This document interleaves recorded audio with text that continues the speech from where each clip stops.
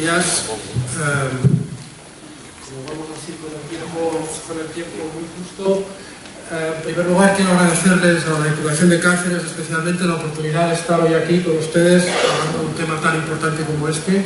y felicitarles porque tienen ustedes un pueblo y una zona realmente fantástica. Bien, yo voy a intentar exponerles muy rápidamente las 5 ideas generales. Me van a permitir que pase rápido algunas diapositivas porque el tiempo es muy justo, pero en fin, esto sería de alguna manera las 5 ideas que les quiero transmitir: los desequilibrios históricos, las montañas, los marcos normativos, el parapolidez de la montaña, que es en definitiva una actitud para cambiar esta realidad que hoy nos preocupa tanto, y una estrategia local y Smart Mountains como una respuesta a estos retos. Eso es. Bueno, inicio con este mapa porque voy a poner 3 mapas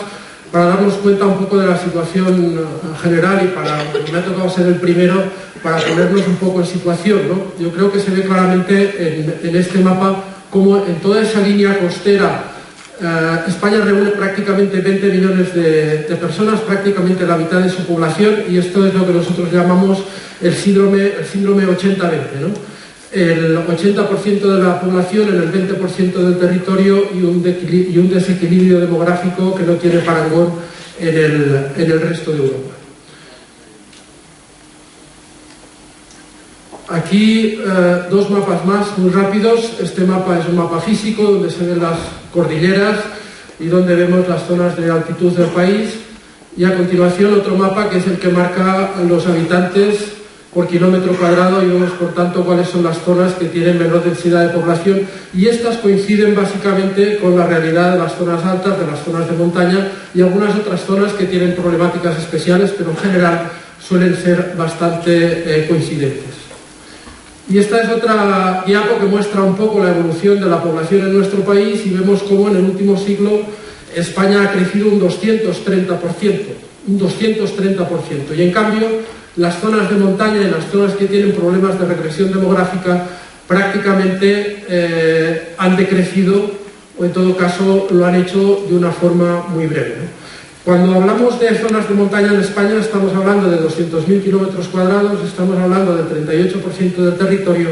y estamos hablando de 2.868 municipios que son los que de alguna manera están ocupando todo este inmenso territorio, quedándose prácticamente sin gente, porque hay algunos datos que yo creo que vale la pena mencionarlos, ¿no? Porque la mayoría de estos pueblos tienen menos de 100 habitantes y la media de edad de estos pueblos es de 60 años, de personas de 60 años o más. Por tanto, yo creo que aquí lo que se nos presenta en España desde hace mucho tiempo es un dilema sobre la política territorial, y es un dilema que nadie ha intentado resolver, o en todo caso que no hemos acabado de resolver, porque ciertamente las consecuencias siguen siendo las mismas que eran en aquel momento en que se produjeron los éxodos poblacionales en los años 60 y en los años 70. Por tanto, yo creo que aquí debemos ser conscientes de que tenemos realmente un auténtico problema de Estado, que es una cuestión que por diversas razones no está en el debate político nacional, y Montañas, entre otras cosas, nace precisamente para eso, para intentar colocar este problema en el debate nacional, y creo que este congreso puede ayudar también mucho a esta cuestión. Por tanto, hay que cambiar algunos conceptos, nos parece que hay que darle otro enfoque al problema de la despoblación, y en ese sentido nosotros de una forma modesta vamos a intentar ayudar en la medida que podamos, y en este sentido ya avanzo que lo importante es que para cambiar estas cosas seamos muchos los que rememos o empujemos en la misma dirección. Es decir, no podemos ser de alguna manera los frikis de la política los únicos que hablemos de esto, sino que debe haber mucha gente de todos los partidos políticos que se sumen a cambiar las cosas, ¿no? Por tanto, yo creo que cambiar el enfoque quiere decir pensar también un poco con criterio de cómo se están haciendo las cosas en el mundo urbano, hablar de territorios innovadores, pero hablar de la innovación en todos los ámbitos, no solo en los ámbitos económicos, sino también en los ámbitos sociales, en los ámbitos económicos. Por tanto, tener una estrategia de innovación, plantear procesos de aprendizaje, recursos de conocimiento y, sobre todo, y muy importante, organizarnos en forma de redes para aprender los unos de los otros y ser capaces, como decía, de hacer avanzar y cambiar las cosas. Nosotros tenemos en este momento dos palancas muy, podríamos decir, elementales desde el punto de vista de qué es lo primero que tenemos que hacer, lo más urgente, ¿no? Y en este sentido nos parece que el reconocimiento de todas estas zonas que tienen esta problemática, las de montaña y las demás, por supuesto, porque hay algunas que no son de montaña y tienen despoblación, pero lo primero que tiene que hacer el Estado es reconocerlos, es decir, reconocer el problema y reconocer los territorios. Y en este sentido nos parece que el artículo 130.2 de la Constitución era muy claro cuando decía que se debía dispensar una atención especial a estas zonas, y eso no se ha hecho en ningún momento. Ha habido algún intento en el año 82 de una ley de agricultura de montaña, y luego ha habido algunos otros, digámoslo así. En el 2007 hubo una ley de desarrollo rural, pero que ha tenido un recorrido muy cortito, y ha habido algunos otros escarceos, si me permite la expresión, pero que no han resuelto realmente el problema. Por tanto, necesitamos un discurso unitario sobre este problema, y, como decía, un discurso que debemos hacerlo muchos, y por tanto de alguna manera definir finalmente una estrategia unitaria y transversal que nos permita hacer este desde la montaña y en favor de la población de nuestros territorios. Si me permiten, ya me excusarán que yo hable básicamente de la montaña, pero este es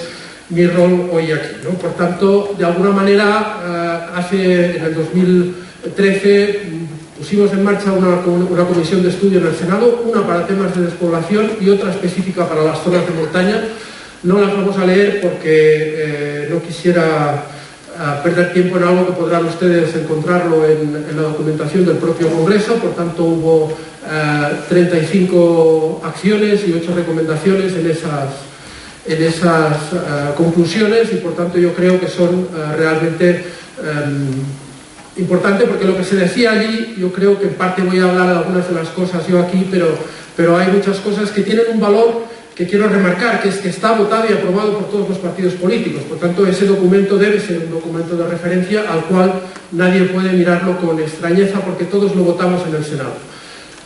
En fin, crear entornos favorables al emprendimiento es el ejemplo del campo. Es decir, un campo no se puede sembrar si no está roturado, si no está abonado y si no está en perfectas condiciones, ¿no? Pues esto es lo que debemos hacer en el mundo rural, es decir, aplicar la investigación a lo local, tener una formación adaptada, hablar de políticas de desfiscalización o de ayudas fiscales a las empresas, que, en fin, podríamos discutir mucho sobre eso, pero son medidas que se están poniendo en marcha en otros países. Italia acaba de aprobar una ley, está en fase de aprobar una ley para las zonas de montaña en los municipios de menos de 5.000 habitantes, y está hablando precisamente de desfiscalización en zonas que tienen unos niveles de actividad muy bajos. Estamos hablando del acceso a las nuevas tecnologías, de un marco laboral adaptado al mundo rural, en fin, y de la garantía de los servicios básicos, que en la medida que pueden las diputaciones y los municipios lo están haciendo. Por tanto, necesitamos tener territorios que tengan este concepto de digitalización, porque es muy importante que seamos capaces, como decía antes,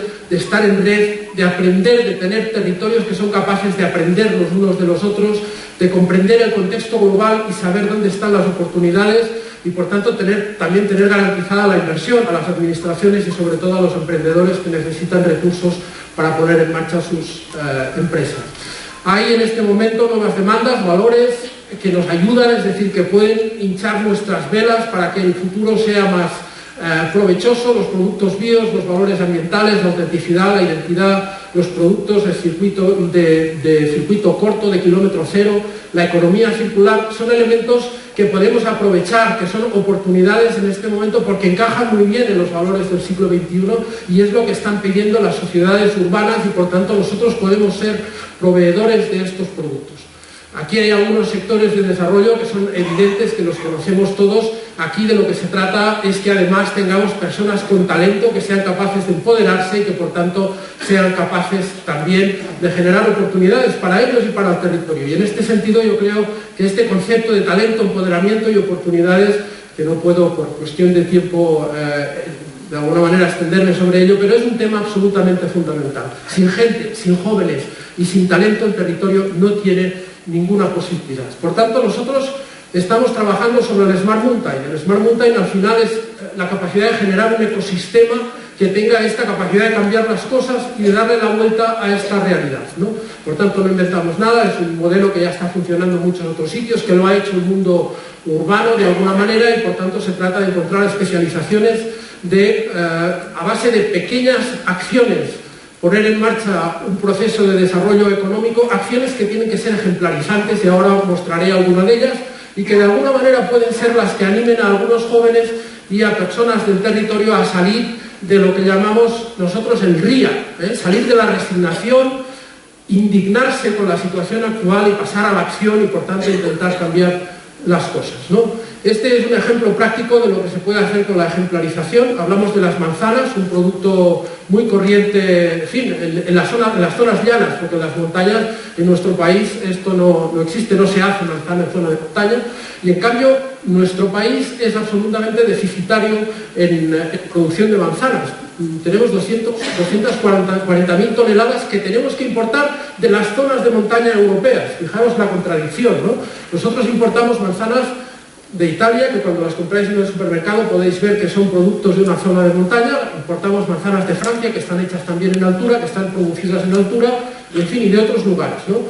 En el año 2007, con el corto recorrido que tuvo la Ley de Desarrollo Rural, se hizo alguna experiencia piloto, concretamente en Llesp, el punto rojo, y veis que a partir de esa experiencia en el 2009 se ha producido un efecto a partir de en este momento las explotaciones de manzana ecológica en las zonas de montaña están avanzando de una forma clara y están aprovechando tierras de cultivo que en ese momento estaban ya abandonadas. Por tanto, este es un ejemplo de que hay cosas y que se pueden hacer cosas para cambiar esta situación. Por tanto, en definitiva, necesitamos actualizar nuestras herramientas, cambiar de alguna manera el foco, las ideas, y intentar actuar en ese sentido que os planteaba de mover una acción unitaria, consensuada, desde las zonas de montaña y las zonas que tienen problemas de despoblación, ser capaces de actuar juntos, de ponernos en red, de crear estrategias, de trabajar unidos y exigir a las administraciones públicas, especialmente al Estado y a aquellas comunidades autónomas donde el problema todavía no se ha tomado suficiente conciencia y por tanto no hay políticas para actuar sobre él, de tener una estrategia transversal, coherente y realista para el desarrollo de estas zonas. Es decir, lo que estamos hablando es de cambiar ese concepto de actuar solo sobre lo económico y ser capaces de actuar sobre el conjunto de las cuestiones que en este momento afectan y condicionan las posibilidades de desarrollo de nuestros municipios y, en definitiva, establecer también una nueva relación entre lo rural y lo urbano, porque hay dinámicas que han cambiado, las cosas son diferentes y, por tanto, hay que establecer marcos de relación diferentes y no se puede, y estarán de acuerdo conmigo, no se puede actuar de la misma manera en todas partes, porque todas las partes no son iguales. Estamos hablando de territorios que son muy diversos y que, por tanto, necesitan acciones que sean diversas. 2 minutos, acabo ya, por tanto, concluiría con esta idea, ¿no? No se trata de temer, de tener miedo y de resignarnos, sino que se trata de organizarnos. Por tanto, Esmontañas ha nacido para eso, para ser un elemento más, junto a la Federación de Municipios, junto a otras organizaciones que ya existen, de ser capaces de organizar todo este mundo, especialmente el que está en este momento con más dificultades, que es el de las zonas de montaña. Y en este momento somos 178 municipios, 4 diputaciones, entre otros la de Cáceres, y que estamos trabajando en promover estas mejoras legislativas,